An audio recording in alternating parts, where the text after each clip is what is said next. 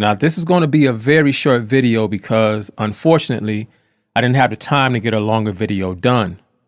So I'm going to use this time to answer a question that's often asked. The question is, what is the carnal commandment that is mentioned in Hebrews 7:16? Now let's read the verse. It says, who is made, here it is, not after the law of a carnal commandment, but after the power of an endless life. So a lot of people read this verse and they think that it's somehow calling the commandments of the Most High carnal.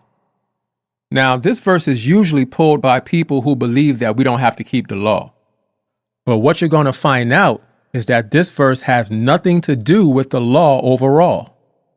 So what is this talking about? What is the carnal commandment?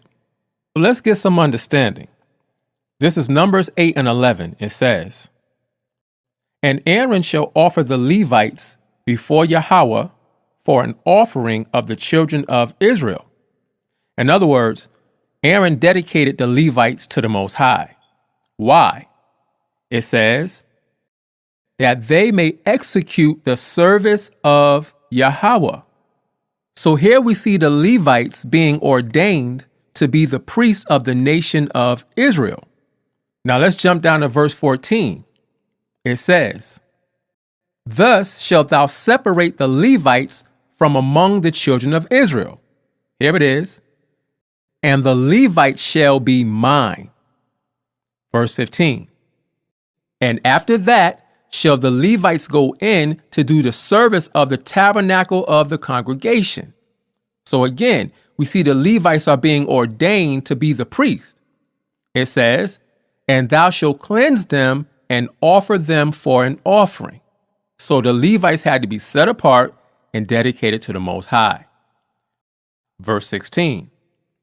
For they are wholly given unto me from among the children of Israel, instead of such as open every womb. Even instead of the firstborn of all the children of Israel, have I taken them unto me. So again, the Most High is taking the Levites from among the rest of Israel for himself.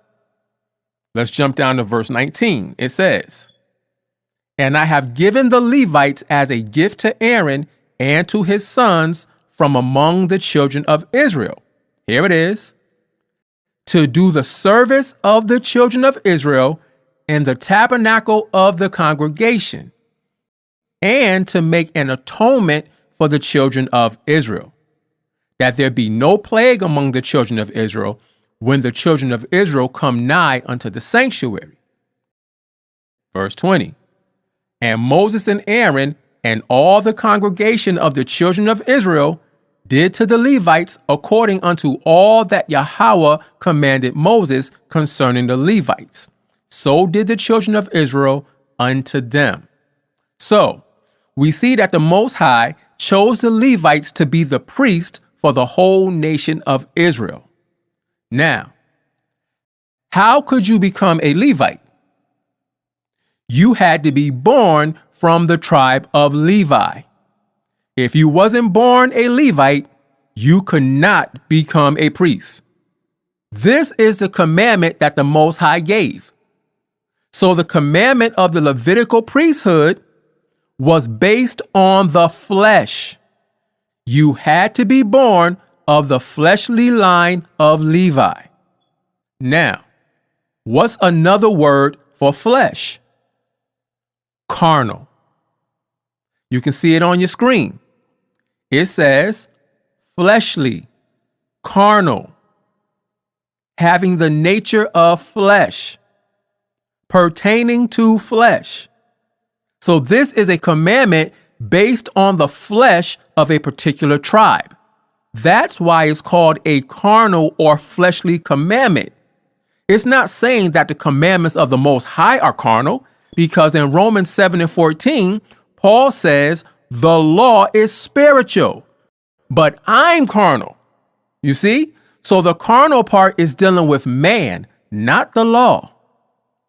The carnal commandment is the Levites being ordained as priests based on their fleshly or carnal line. Now, what is the point of all this? Let's go back to Hebrews 7 and pick it up at verse 1.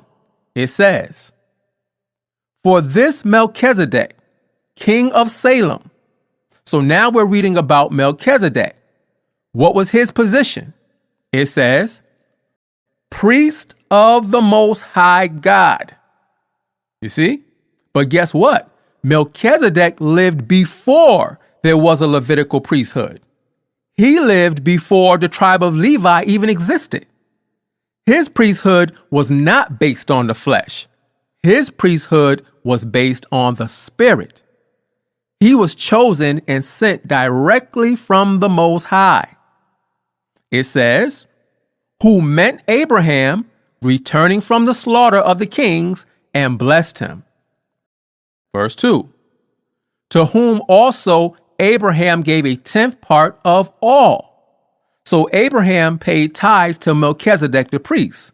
Now, what does the name Melchizedek mean?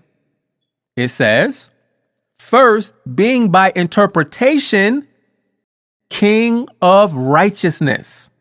And after that, also, king of Salem, which is king of peace. Now ask yourself, who is the king of righteousness? Salem is short for Jerusalem. So who is the king of Jerusalem? Who is the king of peace? All these titles. I'll let you ponder on that for yourself. But let's see what else it says about Melchizedek. Verse 3, it says, "Without father, without mother." Watch this. "Without descent." In other words, Melchizedek didn't descend from a particular tribe. He came directly from the Most High to establish a spiritual priesthood on earth. Now, I'm not going to go deep into understanding Melchizedek in this particular video because, as I said, time doesn't permit. But understand that Melchizedek was not a regular man. Maybe I'll do a video about that at another time. But watch this. It says, "Having neither beginning of days nor end of life." That's pretty deep. But here's a clue for you. It says, "But made like unto the Son of the Most High." Hint, hint. It says, "Abideth a priest continually." So again, I'm not going to go deep into Melchizedek because it's too much to break down in this short video. But what we clearly see is that Melchizedek was sent by the Most High and ordained by the Most High to be a priest. And Melchizedek established a never-ending spiritual priesthood in the earth before the fleshly Levitical priesthood. So let's go back to Hebrews chapter 7 and pick it up at verse 14. It says, "For it is evident that our Lord sprang out of Judah." So Yahushua comes from the tribe of Judah. Watch this. "Of which tribe Moses spake nothing concerning priesthood." As we read in the law, the priesthood that Moses spoke about was given to the tribe of Levi. But watch this. Verse 15. "And it is yet far more evident, for that after the similitude of Melchizedek, there ariseth another priest." In other words, we know that Moses spoke about the priesthood that was established among the tribe of Levi. But we see that another priest rose up, Yahushua, and his priesthood was patterned after Melchizedek the priest. Melchizedek's priesthood was based on the spirit, not the flesh. That's why it says this. Verse 16, "Who is made," Yahushua's priesthood was made, it says, "not after the law of a carnal commandment." Yahushua's priesthood is not based on his fleshly line. That commandment dealt with the fleshly line of Levi. But Yahushua came from Judah, and he was ordained a priest through the Spirit, just like Melchizedek. His ordination is not carnal. It says, "but after the power of an endless life." In other words, because Yahushua rose from the dead and now he lives forevermore, he can now be a priest unto Israel forever. It has nothing to do with his flesh.